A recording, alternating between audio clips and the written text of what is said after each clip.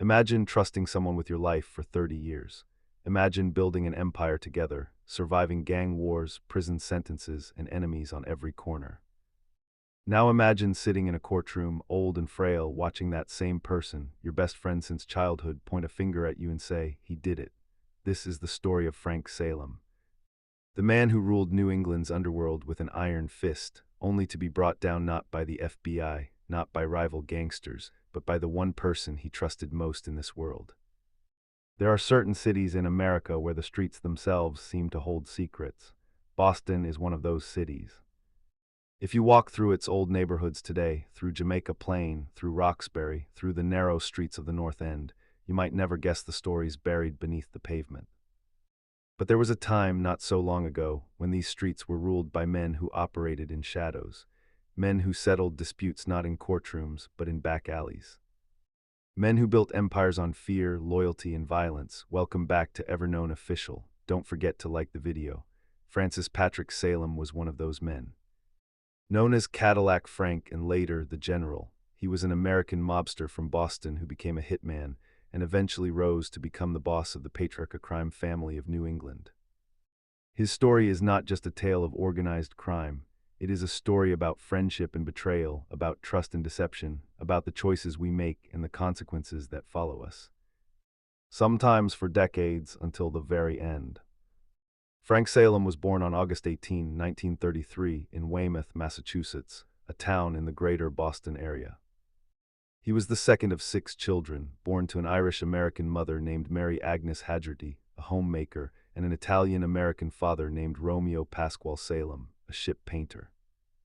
It was an ordinary working-class family in an era when Boston was a city of immigrants, where Irish and Italian communities lived side by side, sometimes in harmony, sometimes in tension.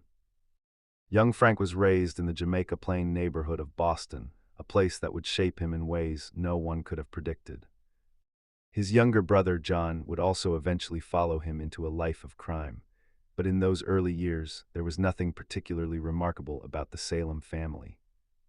They were poor but respectable, they worked hard, they kept their heads down. When the Korean War broke out, Frank Salem enlisted in the U.S. Army and served his country. After receiving an honorable discharge, he returned home and became a licensed electrician. For a brief moment, it seemed like Frank might follow a different path, the legitimate path.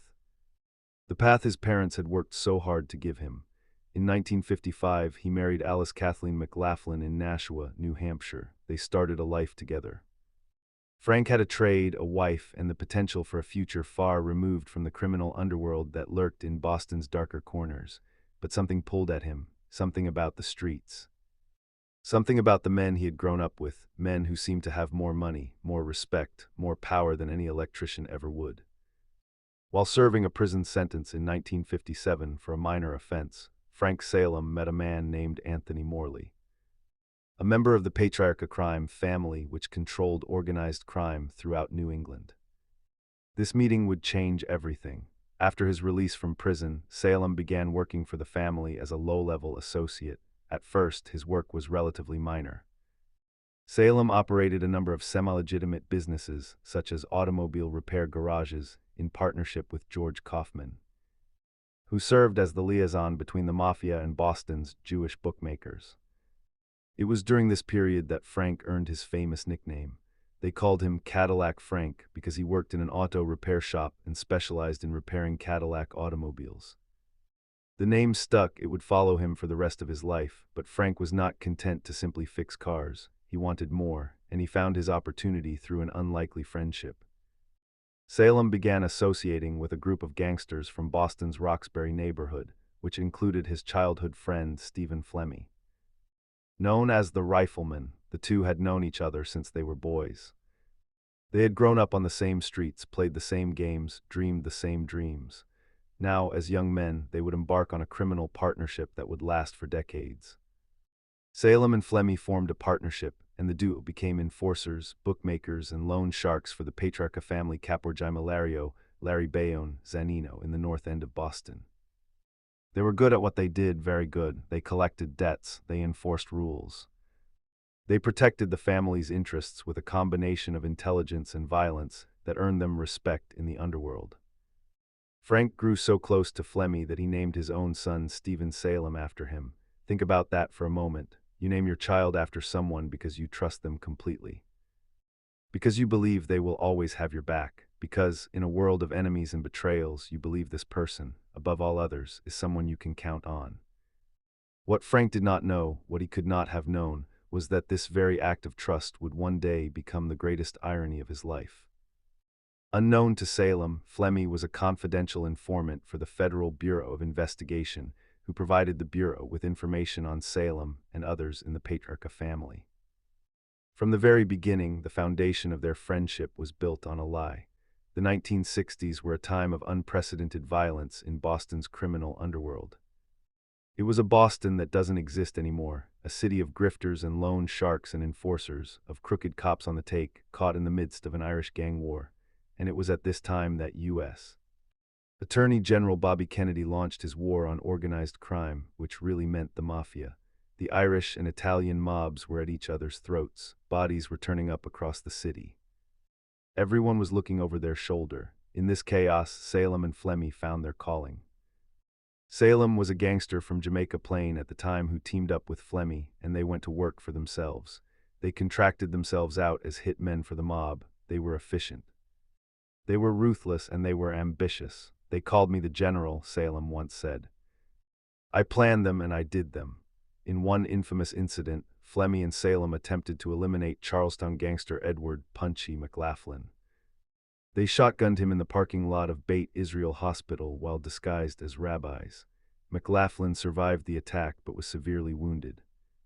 On the second attempt, Flemmy and Salem fired upon McLaughlin with machine guns during an ambush as he arrived at a girlfriend's house in Weston. Their reputation grew. In the world of organized crime, reputation is everything. It determines who fears you, who respects you, and who wants to do business with you. By the late 1960s, Frank Salem was no longer just a car mechanic with connections. He was a player. In the summer of 1967, senior Petrarca family members Zanino and Peter Limon decided to sponsor Salem and Flemmy for membership in the family. Although prospective members would ordinarily be required to carry out a murder in order to be inducted into the Mafia, the family offered to waive the requirement due to Salem and Flemmy's reputation as seasoned killers.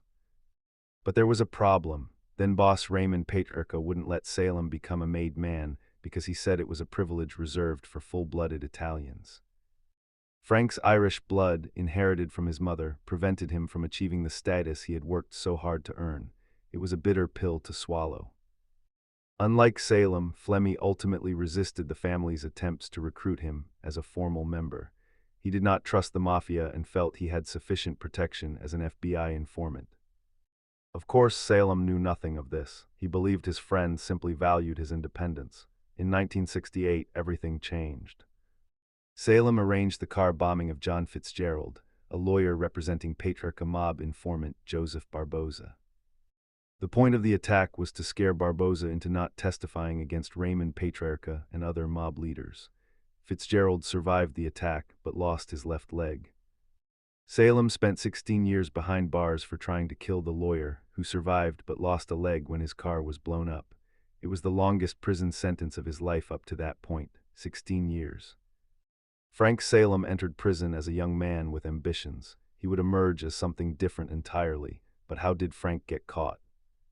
How did the authorities know where to find him when he was on the run? After separating from Salem because of a series of disagreements while they were both fugitives, Flemmy alerted the FBI to Salem's location. As a result, Salem was captured and sentenced to 15 years in prison for the Fitzgerald bombing. His best friend had given him up, but Frank didn't know. He would not learn this truth for nearly 30 more years. The charges against Flemmy were ultimately dropped after key witnesses recanted their testimony, and Flemmy returned to Boston in May 1974. While Frank rotted in prison, Flemmy walked free.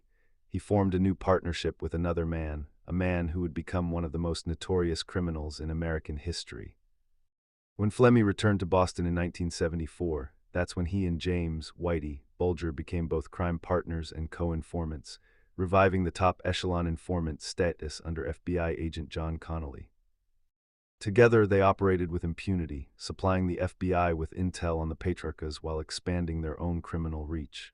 The irony was devastating, even if Frank didn't yet know it.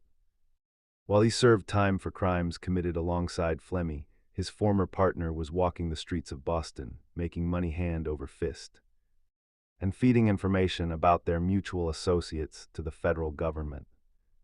The years passed slowly for Frank Salem inside prison walls. He watched the world change through letters and occasional visits. He watched his youth slip away, but he never lost his ambition. And he never lost his belief in the code that said you never, ever cooperate with the government. Salem was released from prison in February 1988 after serving almost 15 years of his sentence. He was in his mid-50s now, gray-haired and hardened by years behind bars. The Boston he returned to was different from the one he had left. The old bosses were dying or imprisoned, a new generation was rising, and there was chaos in the ranks. At the time, the Patriarcha family was in the midst of a generational transition and leadership struggle. Raymond Patriarcha Sr. had died of a heart attack in 1984, and in 1986, underboss Gennaro Jerry Angulo was sent to prison on racketeering charges, leaving a power vacuum in the crime family. Salem, like many of Angulo's underlings, attempted to fill the power vacuum, and conflicting interests resulted in a war among factions.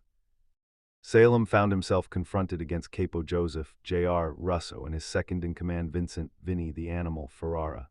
Frank had spent 16 years in prison.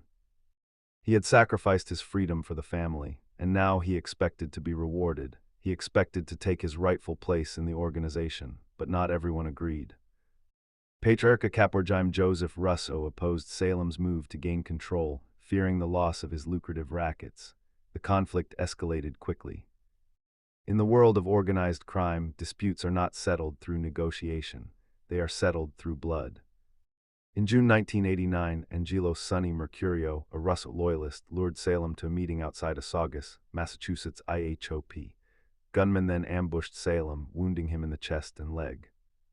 As Salem was walking out of the IHOP, a four-man car pulled over in front of him, and one of the gunmen performed a drive-by with an assault rifle, hitting Salem in the stomach and knee. Frank Salem nearly died that day. He lay in a hospital bed, his body riddled with bullet wounds, his future uncertain. Many men would have walked away after something like that. Many men would have reconsidered their choices, but Frank was not most men. The feud between Salem and Russo continued until John Gotti, the boss of the New York Gambino crime family, brokered a peace agreement. Under the agreement, Salem loyalist Nicholas Bianco became boss and Russo became consigliere. It was a temporary solution. Frank Salem was not satisfied with second place. He wanted the top spot. And he would get it. Salem's ties to the Winter Hill Gang made him particularly valuable to Raymond Patriarcha Jr., who appointed him his point man in Boston. His old friendship with Stephen Flemme, and by extension, Flemme's partnership with Whitey Bulger, gave him access to a network of power that extended far beyond the traditional Italian mafia. Although Salem had previously been restricted from joining the Patriarcha family as a made member because of his partial Irish ancestry, the threshold for membership in the organization was later reduced as a result of the decimation of the crime family's ranks by law enforcement and infighting. The old rules were changing. The family was desperate. They needed men like Frank. Salem was inducted into the Patriarcha family during an initiation ceremony conducted by Raymond Patriarcha Jr. in Providence in July 1988. By 1989, he had been promoted to Caporgime. After decades of waiting, after prison sentences and near-death experiences, Frank Salem was finally a made man. He was finally somebody. By 1991, Salem, with the support of Bulger and Flemme, had become the de facto boss of the Patriarcha family. Patriarcha Jr., Russo, and numerous others were imprisoned on RICO charges in 1992, and Boston mobster Frank Salem subsequently emerged as boss of the family. He had done it. The kid from Jamaica Plain, the son of a ship painter and a homemaker, the man who had once fixed Cadillacs for a living, now controlled the most powerful criminal organization in New England. He was the boss, the top of the mountain, the king. Among other criminal activities, Salem oversaw a crew which identified and extorted bookmakers and loan sharks in Framingham, Worcester, and Milford. He was often accompanied by his son, Frank Salem Jr., who was also inducted as a made man. Frank brought his son into the business. He was grooming him to take over one day. The Salem name would continue, the legacy would endure. At least that was the plan, but the walls were already closing in. The FBI had been watching, listening, gathering evidence. And Frank's oldest friend was helping them do it.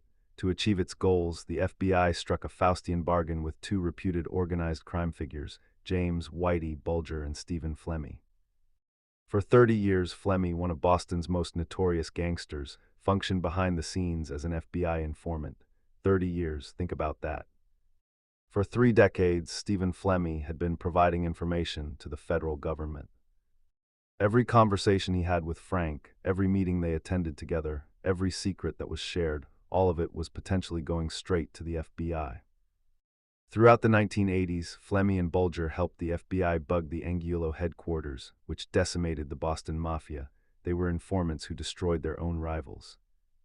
Meanwhile, the FBI overlooked Flemme's direct involvement in murders, extortion, drug trafficking, and more. The arrangement was corrupt beyond measure. Federal agents were supposed to uphold the law. Instead, they were making deals with devils, allowing informants to commit crimes, even serious crimes, in exchange for information about other criminals. It was a system that would eventually collapse under the weight of its own contradictions. Internal warfare in the Patriarcha family continued in the 1990s as a renegade faction within the Boston underworld, led by Robert Caraza, challenged Salem loyalists for control of the family. Frank was fighting wars on multiple fronts. He was battling rivals within his own organization. He was trying to expand his business interests. And he was, unknowingly, being monitored and documented by federal agents who were building a case that would eventually bring him down. In the early 1990s, Frank made a decision that would have consequences he could not foresee. He decided to expand into the nightclub business. Salem financed a deal to take over the Channel, a nightclub and music venue in the Fort Point neighborhood of South Boston, using club and restaurant owner Stevie DiSarro as a straw buyer. While the deal was pending, the club's owners, Harry and Pete Boras, allowed DiSarro to take over the running of the club as manager, with Frank Salem Jr. as assistant manager in September 1990.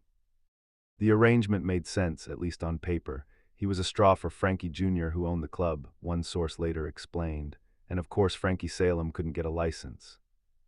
That wasn't going to happen, so they used DiSarro as a front man, someone whose name was clean enough to appear on the official paperwork.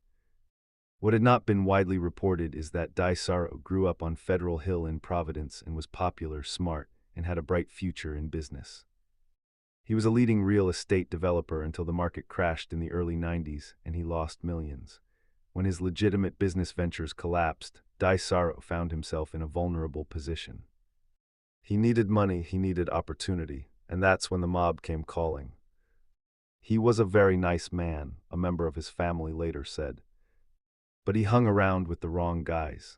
After the sale was completed and the venue was reopened as a strip club called Soiree in early 1992, Salem and DiSarro reneged on an agreement allowing the Boras brothers a minority stake in the business, instead giving the minority ownership interest to South Boston crime lords Whitey Bulger and Stephen Flemme, who assisted in ensuring that the club received zoning, licensing, and permitting from the local municipality. The club became a flashpoint. There was money involved, a lot of money. There were competing interests. There were loyalties being tested. And there was a man named Stephen DiSarro who was caught in the middle of it all. DiSarro's nightclub, The Channel, was under scrutiny at the time for the Salem's involvement in the business. Just before DiSarro's death, the FBI told him he was about to be indicted and should cooperate with the government against the Salems. This was the moment when everything began to unravel. The FBI approached DiSarro and gave him a choice: help them build a case against Frank Salem and his son, or face prosecution himself. It was the kind of pressure that breaks men. And somehow, word got back to the Salems. Flemme later testified that Salem had learned DiSarro had met with federal agents from the Internal Revenue Service and the Department of Transportation.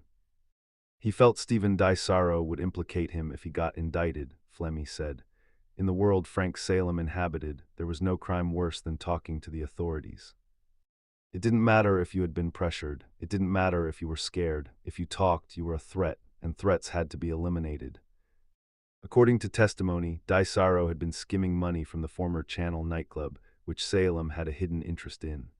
Witnesses also claimed Daisaro had become a government informant.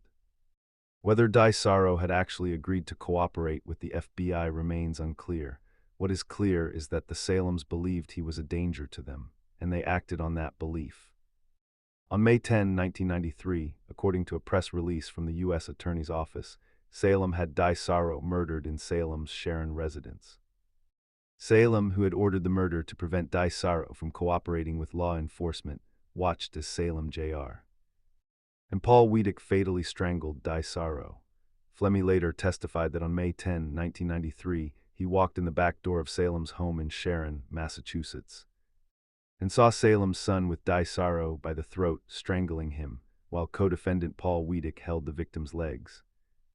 Flemmy turned to the elder Salem, who was in the room, and said, "Frank, I'm leaving, see you later," he testified. "I wanted to get away from there because Frank could be under surveillance." Stephen Daisaro was 43 years old. For 25 years, the family of Stephen Daisaro struggled to understand the disappearance of the man who once owned the Channel nightclub in Boston's South End. They didn't know what had happened to him. They didn't know if he was alive or dead. They were left in a limbo of uncertainty that would last for more than 2 decades. A statement from Daisaro's family later explained, "Since 1993, the uncertainty has left us unable to focus on the love that Stephen Daisaro had for his family, nor the many successes he had in business as a real estate developer and nightclub owner. Instead, a new narrative emerged. One where the unknown circumstances consumed us as a family and left us searching for answers. Each one of us has spent the last 25 years trying to put the pieces of this tremendous loss together in our own way, searching for some sort of closure, trying to be able to truly mourn. We could never attempt to explain what this journey has been like, as it has been unique and personal to each member of our family. Daisaro's body was buried in Rhode Island. The secret was kept. And Frank Salem continued his reign as boss of the New England Mafia, believing he had gotten away with it. But in the criminal underworld, secrets have a way of resurfacing. Bodies have a way of being found, and debts have a way of coming due. The year 1995 would mark the beginning of the end for Frank Salem. Everything he had built, everything he had worked for, everything he had sacrificed, it was all about to come crashing down. His reign as Mafia boss ended when he, notorious Boston gangster James, Whitey, Bulger, and others were charged in a sweeping racketeering case in 1995. The indictment was massive. It included charges of loan sharking, extortion, and multiple murders. The government had been building their case for years, using informants, wiretaps, and undercover operations. Now they were ready to move. Salem and Bulger fled after they were tipped off to the impending indictment by Bulger's FBI handler, John Connolly Jr. Here is where the corruption of the entire system becomes clear. A federal agent sworn to uphold the law warned his criminal informants that they were about to be arrested. He gave them time to run. He helped them escape justice. Salem initially remained elusive as a fugitive, even skipping the funeral of his namesake son, Francis "Frankie Boy" Salem Jr., who died of AIDS-related leukemia on June 23, 1995. Think about that for a moment. Frank Salem loved his son. He had brought him into the family business. He had mentored him, protected him, prepared him to carry on the Salem name. And now his son was dead, and Frank couldn't even attend his funeral because he was a wanted man on the run. Salem's son, known as Frankie Boy, died in 1995. The young man who had been present at the murder of Stephen Daisaro, who had allegedly participated in the strangulation, would never face justice for that crime. He was beyond the reach of prosecutors now. After he was profiled on America's Most Wanted, several sightings of Salem were reported in South Florida. Just before midnight on August 11, 1995, Salem was arrested in his pajamas by the FBI at his West Palm Beach home. He was subsequently extradited to Boston. The run was over. Frank Salem was going back to face the music, but the biggest shock was yet to come. It would arrive in a courtroom during pretrial proceedings, and it would shake Frank Salem to his core. For what's been the running theme of Salem's life, it was the result of a betrayal. When he was getting ready to stand trial for that indictment, Salem discovered that his old partner Flemmy had been a long-time secret FBI informant, along with Bulger. It was 1999. Both of them were indicted, both were in a holding cell, and Salem found out that Flemmy had betrayed him for close to 30 years working as this informer for the FBI. 30 years. The man he had trusted with his life, the man he had named his own son after. The man he had fought beside, planned with, confided in, this man had been selling information about him to the federal government since the 1960s. He was outraged. So he pleaded guilty instead of going to trial next to Flemmy, and in so doing he became the first crime boss in Mafia history to turn government witness. This was unprecedented. The Mafia's code of silence, omerta, was supposed to be unbreakable. Men were supposed to accept prison sentences, even death sentences, rather than cooperate with the government. But Frank Salem looked at the man sitting next to him in that courtroom, the man who had betrayed him for decades, and he made a decision. If Flemmy could break the code, so could he. Salem's decision marked a stark break from the Mafia's omerta code of silence, a foundational tenet enforcing loyalty through threats of death for informants. On December 9, 1999, Salem pleaded guilty to a racketeering indictment charging him with loan sharking, extortion, and 4 murders, those of Richard Grasso and the brothers William Walter and Edward Wimpy Bennett. As part of the plea deal, the murder charges were dismissed. Salem was also a witness in the trial here in Boston that led to the conviction of the disgraced retired FBI agent Connolly. He was a major witness because he testified that Connolly had tipped off Bulger and Flemmy before that secret indictment became public so they could take off. Salem testified in 2002 against Connolly, who was convicted of helping Bulger avoid prosecution. In exchange, Salem was released from prison early and entered the witness protection program. After everything, the gang wars, the prison sentences, the shootings, the betrayals, Frank Salem walked out of prison a free man. He was given a new identity. Salem was living in Atlanta under the name Richard Parker. He was supposed to disappear into anonymity, to live out his remaining years in obscurity. But there was still one secret that hadn't been revealed, one body that hadn't been found, one crime that hadn't been answered for. Stephen Dysaro was still buried in Rhode Island, waiting. "You're not going to beat the government," Salem told a reporter in 2004. "Let's face it. One way or the other, they're going to get you." He had no idea how prophetic those words would prove to be. For 23 years, Stephen Dysaro existed in a kind of limbo. He was neither officially alive nor confirmed dead. He was simply gone, vanished from the face of the earth on a spring morning in 1993, leaving behind a wife, 5 children, and a lifetime of unanswered questions. A father of 5, he was 43 when he was first reported missing in May 1993. His children were young. His youngest son was just 7 years old. His daughter Colby was 15. They waited for him to come home. They waited for a phone call, a letter, some sign that their father was still out there somewhere. But the days turned into weeks, the weeks turned into months. The months turned into years, and still nothing. "We've waited 23 years for somebody from the FBI to call us and say we found him," said Nick Dysaro, who was 7 when his father disappeared.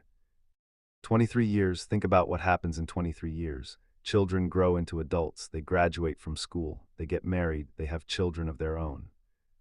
They experience all the milestones of life, birthdays, holidays, triumphs, and heartbreaks, without ever knowing what happened to the father who should have been there to share those moments with them. And during all those years, Frank Salem was living his life. He served his time for racketeering. He became a government witness. He testified against the corrupt FBI agent John Connolly. He entered the witness protection program. Salem, who has admitted to a slew of other gangland killings, was living in Atlanta under the name Richard Parker when remains of the nightclub owner were unearthed in 2016, making the elderly ex-mafia don a government target once again. Richard Parker, a quiet man living in Atlanta, an elderly gentleman in retirement, that was who Frank Salem had become, or at least that was the mask he wore. The truth lay buried in Rhode Island, behind an old mill building on Branch Avenue in Providence, waiting to be discovered. In March 2016, the FBI received a tip. Someone knew where Stephen Dysaro's body was buried. Someone who had kept that secret for more than 2 decades had finally decided to talk. Daisaro's remains were found on March 31 behind a complex at 715 Branch Ave, in Providence owned by reputed mob associate William L. Rixey. After an unidentified teepster said investigators would find Daisaro there, the search began. FBI agents arrived with excavation equipment. They dug carefully, methodically, sifting through dirt and debris, looking for evidence of a crime committed a quarter-century earlier. The secret murder and 23-year disappearance of nightclub promoter Stephen Daisaro was finally unraveled by a short piece of frayed rope that snagged on the metal teeth of an excavator searching for him. In Providence. A piece of rope, that's what brought the truth to the surface, literally and figuratively. The excavator caught something in the dirt, and suddenly, after all those years, Stephen Daisaro was no longer missing. He was found. Through DNA analysis, the remains were determined to be that of Stephen A. Daisaro of Westwood, Massachusetts. The FBI Boston Division's Evidence Response Team, with assistance from the Providence Police Department and Rhode Island State Police, located Daisaro's remains buried behind an old mill building at 715 Branch Ave.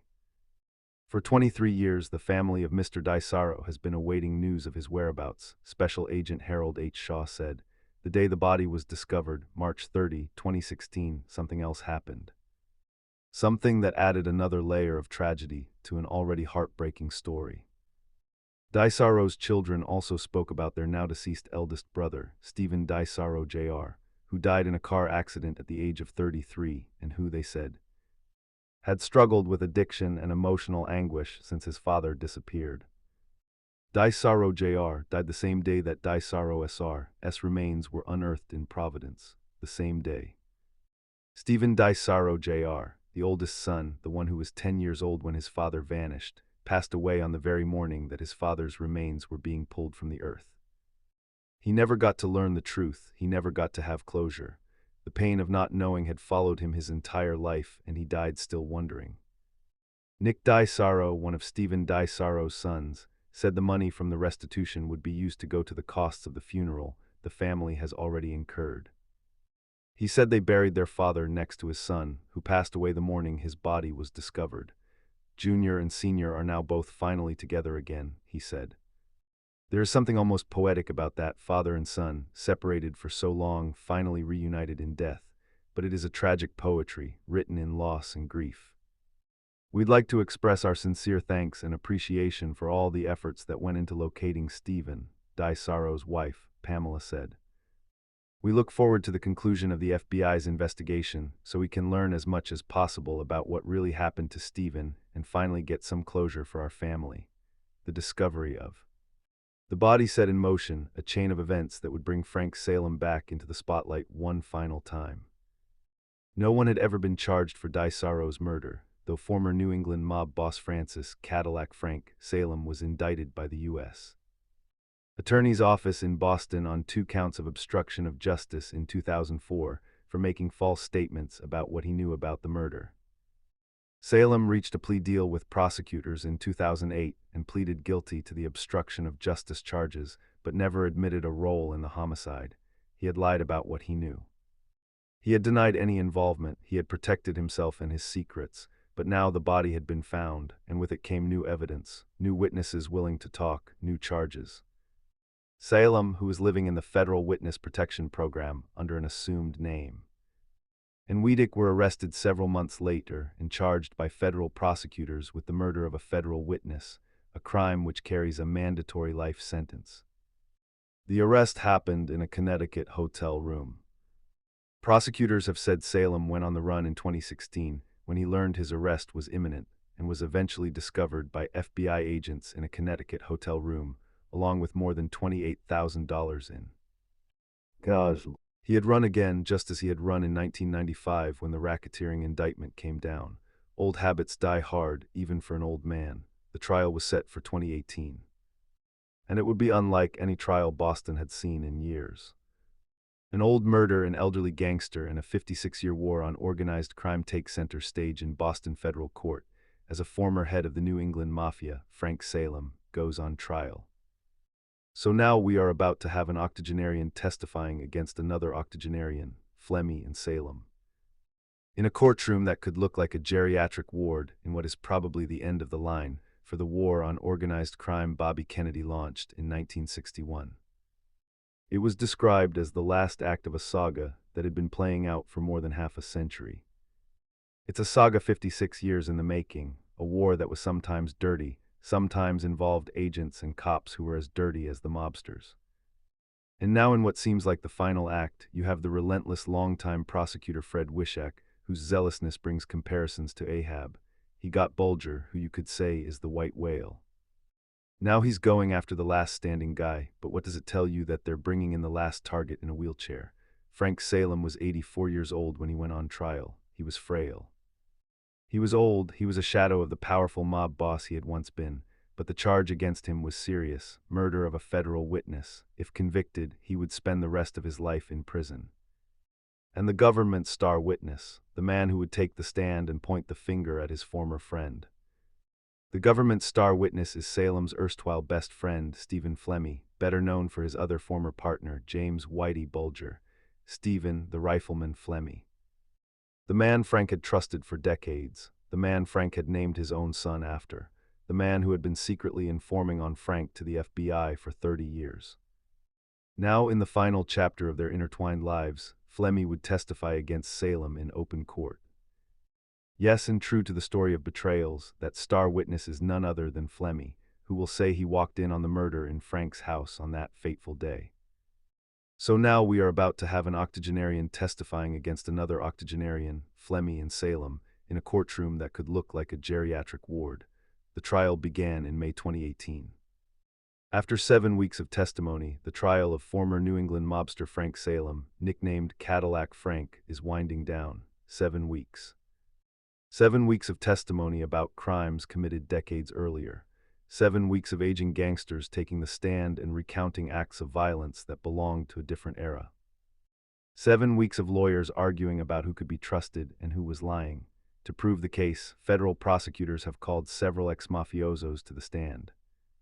And essentially the defense in this case, the lawyers for Frank Salem and for his co-defendant Paul Wiedek, who's also accused of participating in the murder. The defense lawyers basically told the jury, look, you're going to hear from a bunch of people who are known criminals. Are known liars. In some cases, they literally have been convicted of perjury or pleaded guilty to perjury. And what's more, they have incentive to lie, because all of the ex-mob members who testified in this case have made deals with prosecutors in one way or another. The defense strategy was clear: attack the credibility of the witnesses.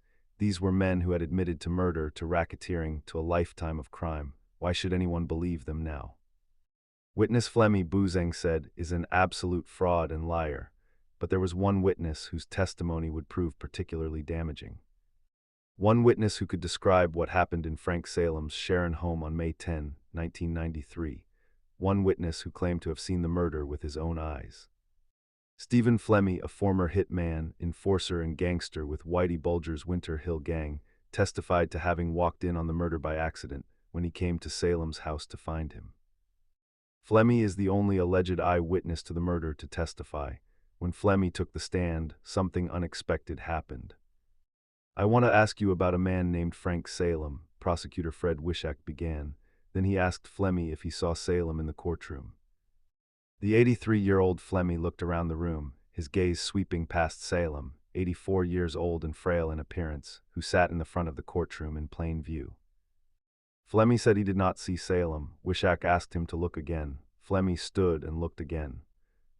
I would recognize him if I see him, he said, still looking around the room as if Salem might be standing unnoticed in some corner. It was a strange moment. Two men who had known each other for over 60 years, who had committed crimes together, who had been friends and partners, and ultimately enemies, and now one claimed he couldn't recognize the other. Perhaps time had changed them both so much that they were unrecognizable. Perhaps it was a performance for the jury. Perhaps Flemme simply couldn't bring himself to look directly at the man he was about to condemn. Another sort of bizarre crossing of streams here. The key witness in this trial against Frank Salem was none other than Stephen Flemme, who was Whitey Bulger's right-hand man, who was a member of the Winter Hill gang.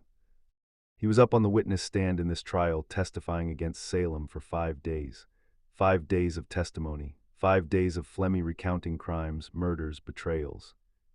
5 days of watching two old men, former friends, former partners, former blood brothers in a world of violence, facing each other across a courtroom. Salem shook his head and clenched his jaw as Wishak previewed Flemme's testimony. Salem's longtime attorney, Steve Boozang, patted the elderly man's leg as if to calm him. Salem wasn't an angel, Boozang acknowledged to jurors, having grown up in a different Boston, where gangland killings were routine and it was a little bit kill or be killed back then. One crime he didn't admit to was Di Sarro's killing. He's admitted to several gangland slayings, shaking down bookmakers, Boozang said. He stood up and was honest about it, but he's categorically denied this. Just because he's done these bad things doesn't mean he's done this, he added. It was an unusual defense. Yes, my client is a murderer. Yes, he's committed terrible crimes, but this particular crime, no, not this one. Flemme's testimony painted a vivid picture of what happened on May 10, 1993. It was Flemme who first linked Salem to Di Sarro's murder for investigators.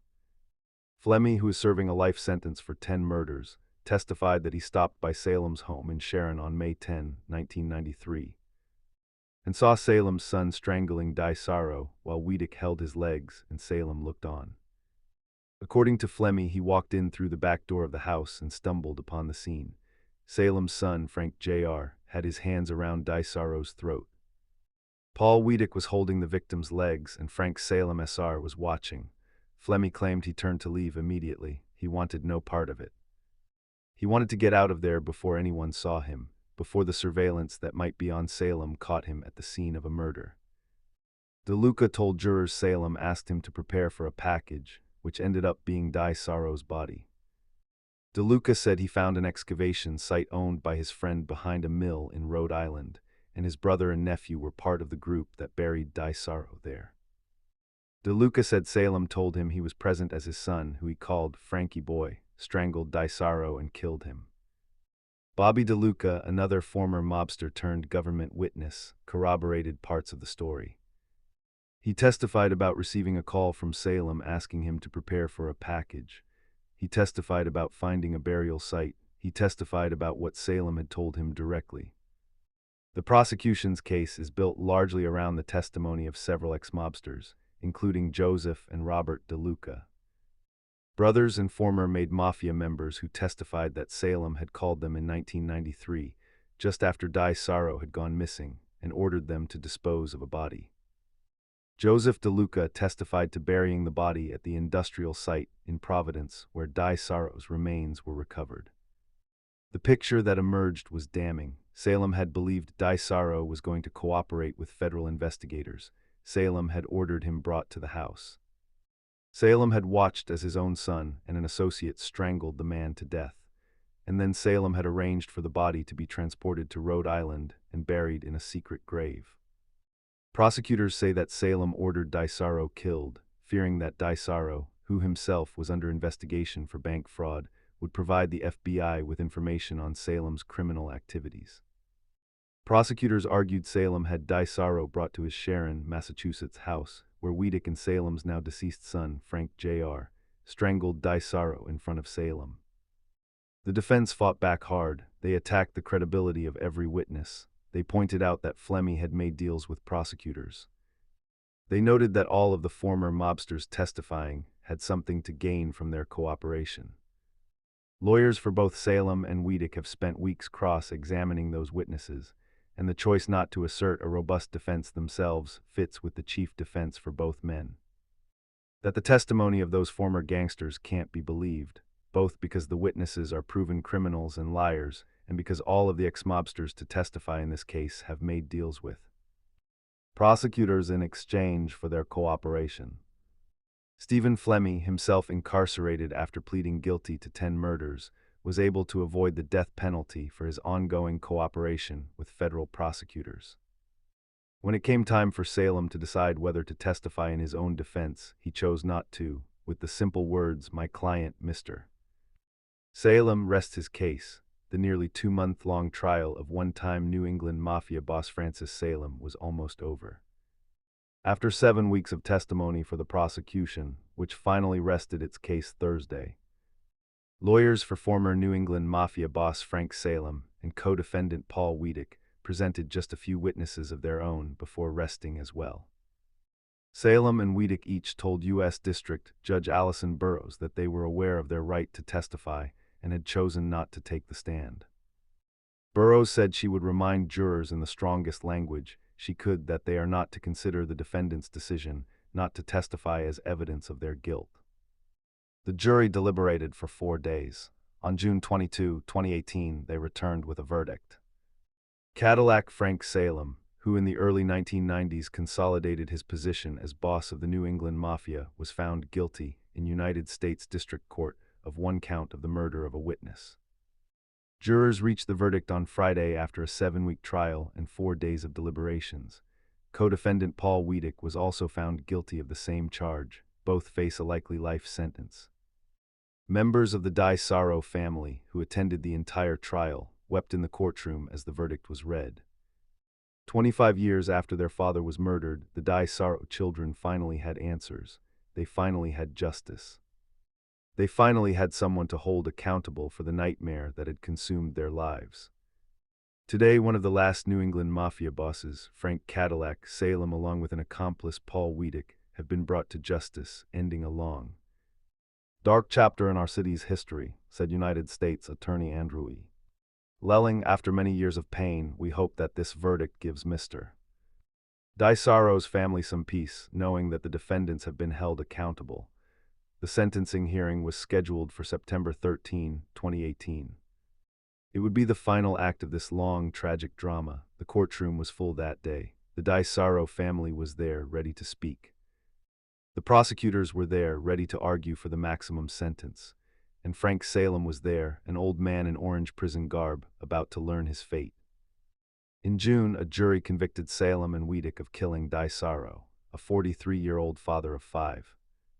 To prevent him from cooperating with federal authorities in an investigation targeting Salem and his son. 3 of Di-Saro's children and his stepbrother spoke during Thursday's hearing in U.S. District Court in Boston about the devastating impact it had on their family after he disappeared in 1993, leaving them agonizing over his fate for 23 years. One by one, Stephen Di-Saro's children stood up and addressed the court. They spoke about what it was like to grow up without a father. They spoke about the years of uncertainty, the years of wondering, the years of grief. Nick Di-Saro said he spent decades wondering if his father was alive, had left voluntarily, or was killed and had suffered. He thanked the prosecutors, FBI agents, and state trooper who solved the mystery and brought the case to trial, where he finally got answers. I get to close this book knowing he didn't choose to leave us without explanation, Nick Di-Saro said. He didn't choose to run away and hide somewhere, leaving behind everyone that loved and relied on him. Michael Di-Saro said he imagined his whole life that one day his father might show up to one of his games. I was the kid sitting alone while the lights turned off at the field, and the coach would ask me if anyone was coming to pick me up, Michael Di-Saro said. Often speaking through tears, 3 of Di-Saro's 5 children and Di-Saro's half-brother spoke of the pain Salem and Wiedek had caused their family, not just in taking away a father, husband and brother, but in leaving the family wondering for decades what had happened to Di-Saro and even whether he was still alive. I remember growing up and playing sports, and at the end of the games all my teammates would hug their fathers and celebrate the wins and losses of sporting events, said Michael Di-Saro. Di-Saro's daughter Colby said she was 15 when her father vanished and she had to care for her brothers and sister while her mother worked to support them. I felt so alone, Colby Di-Saro said. I was sad, I was angry, I was confused, and I was scared, so scared. Fear became as normal as my heartbeat, she said. Her brother, Stephen Di-Saro Jr., who was 10 when their father vanished, took his loss the hardest. He struggled with addiction and died on March 30, 2016. There is no doubt in my mind that as soon as my brother's soul left his body, he went to find my dad and finally bring some semblance of peace or closure to the rest of us so we could move on in life and truly begin to mourn this loss that had been silently eating away at us for 23 years, Colby Di-Saro said. Then came the words that cut to the very heart of this story, the irony that defined Frank Salem's life. During Thursday's sentencing hearing, Daisaro's son, Michael, said to Salem, "What makes this ironic is that you killed our father for thinking he was going to rat and become a snitch. When actually, Mr. Salem, you ended up being the snitch and going into protective custody. You are a coward and a murderer. And I am happy to see you will be spending what days you have left in a cell." That was the ultimate irony of Frank Salem's life. He had ordered Stephen Daisaro killed because he believed Daisaro might cooperate with the government. He had committed murder to protect himself from an informant. And then, just a few years later, Frank Salem himself became a government informant. He killed a man for something he would eventually do himself. As the Daisaro family spoke, Salem never looked at them, instead intently reading several papers. Wiedek looked straight ahead. Asked if he had anything to say, a hunched-over Salem, clad in orange prison garb, at first said no. But then he hoisted himself up out of his chair and trashed his former mob friend Stephen, the rifleman Flemmy, who had testified against him over several days during the trial. "It's all BS," Salem told the court, "but it will all come out. It will come out in time. He knows that." And to the family he said, "They don't know what's really going on. They haven't been told the truth." Even at the end, Frank Salem refused to accept responsibility. Even at the end, he blamed others. Even at the end, he maintained his innocence.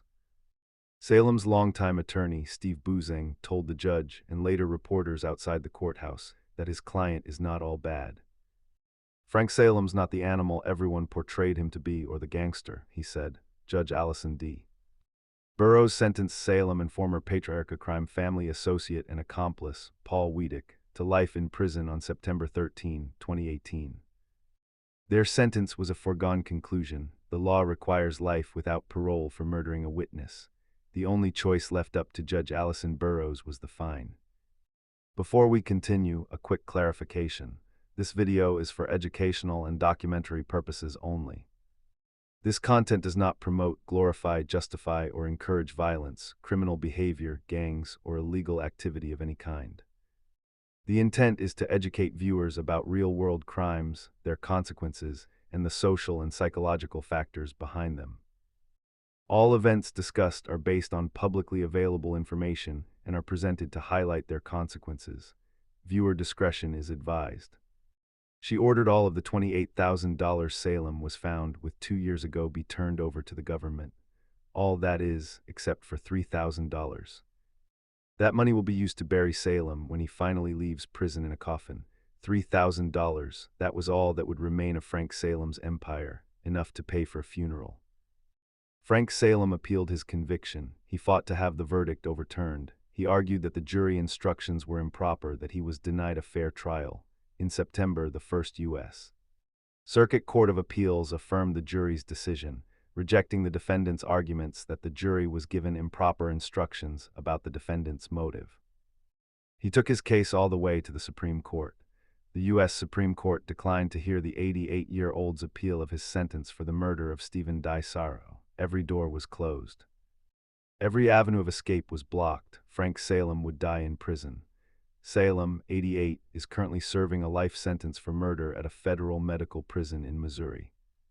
He was convicted in 2018 on one count of murder of a witness for the 1993 gangland slaying of Boston nightclub owner Stephen Daisaro. Former New England Mafia boss Francis Cadillac Frank Salem, who was serving a life sentence for the murder of a South Boston club owner in 1993, died last week at the age of 89. According to the Federal Bureau of Prisons, the circumstances of Salem's death were not immediately clear, but a spokesperson for the Bureau said he died last Tuesday at the United States Medical Center for Federal Prisons in Springfield, Missouri. On December 13, 2022, Frank Salem died at MCFP Springfield at the age of 89. And so the story of Cadillac Frank came to an end, not with a dramatic shootout, not with a daring escape, not with some final act of defiance. He died in a prison hospital, an old man, far from the streets of Boston that he once ruled. What do we make of a life like Frank Salem's? He was born into a working-class family. He served his country in Korea. He trained as an electrician. He had every opportunity to live a legitimate life, to build something honest, to be a good husband and father and citizen. Instead, he chose a different path. He chose the life of organized crime. He chose violence and intimidation and murder.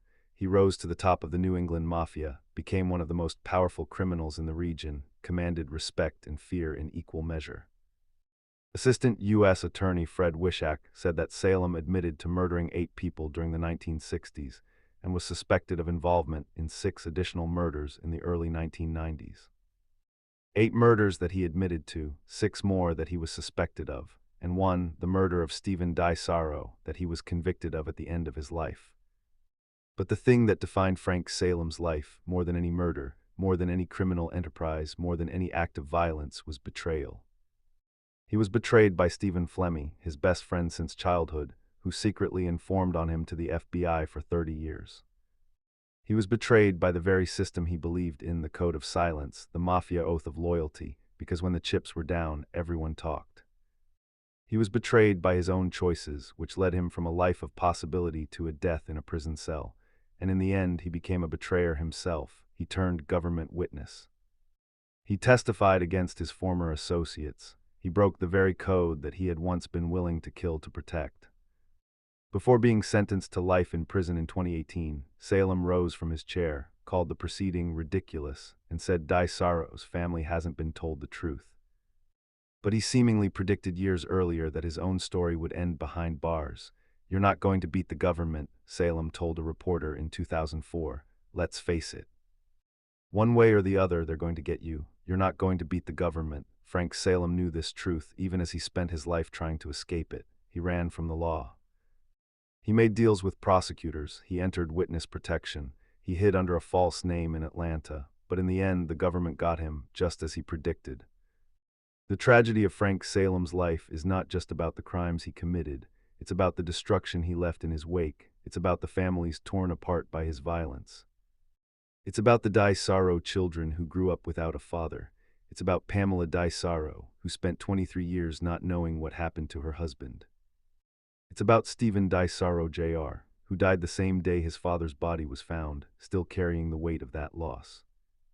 "The last 25 years have been heartbreaking for us," the victim's family said in a statement. "We have waited a long time for answers and explanations for something unexplainable, and it's about trust. The trust that Frank placed in Stephen Flemme, only to discover that his best friend had been betraying him for 3 decades.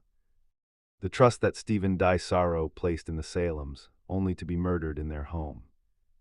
The trust that society places in law enforcement, only to learn that FBI agents were protecting murderers in exchange for information.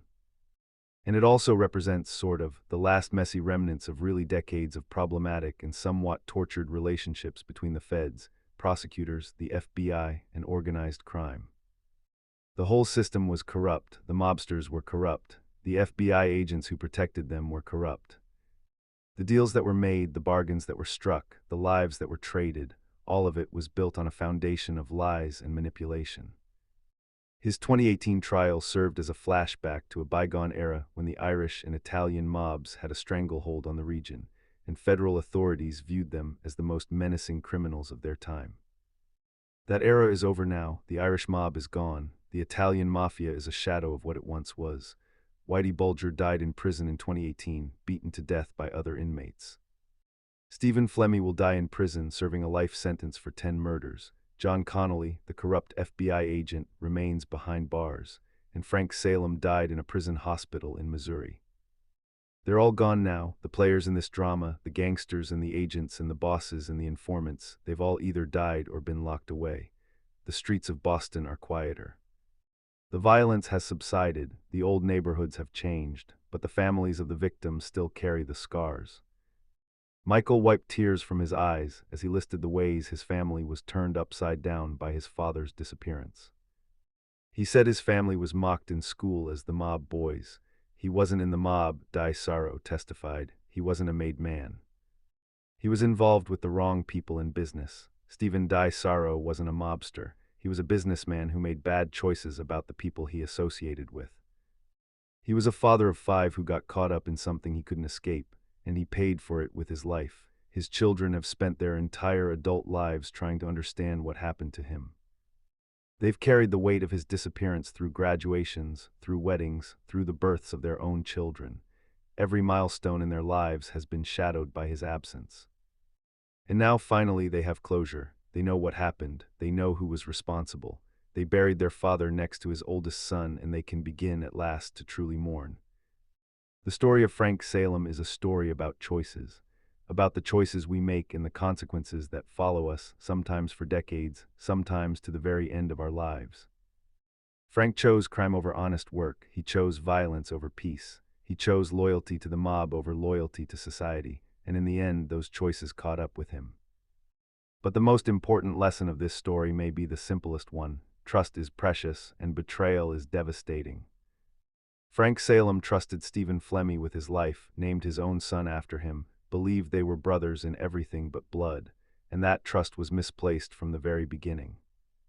Perhaps that's the cruelest irony of all. Frank Salem spent his life in a world built on codes of honor and loyalty. He believed in the Mafia's oath of silence.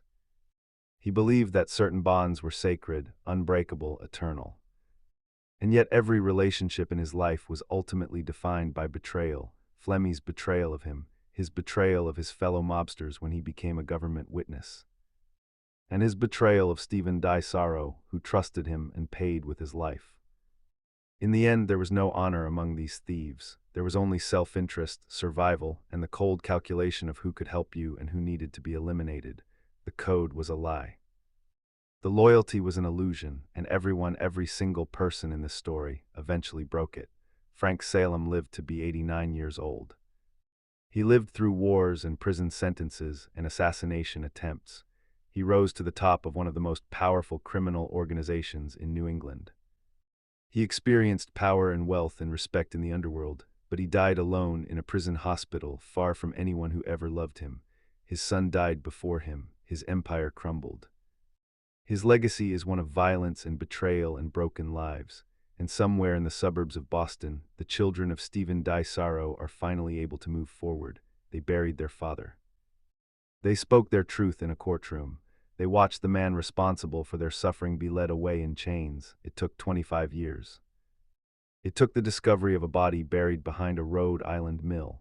It took the testimony of aging mobsters who finally decided to tell the truth, but justice, in the end, was served.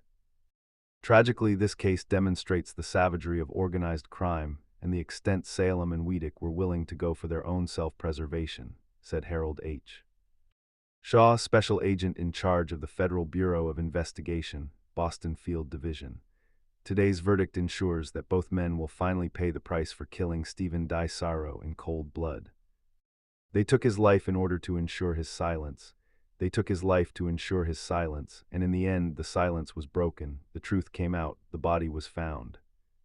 And justice, however delayed, was done. This is the story of Frank Salem, a man who ruled New England's Mafia. A man who made one mistake, trusting that his secrets would stay buried forever, and lost everything because of it. The streets of Boston are quiet now. The old mob haunts have been torn down or transformed into restaurants and boutiques. A new generation walks those sidewalks, most of them unaware of the violence that once defined these neighborhoods, but the stories remain, the lessons remain. And for the Daisaro family, the memory of their father, the real man, not the victim, not the missing person, but the father who loved them, finally has a chance to live on. "We've waited 23 years, Nick Daisaro said when his father's body was found. 23 years of waiting, 23 years of wondering, 23 years of grief without closure. And then at last an answer, at last a trial, at last a verdict, at last peace.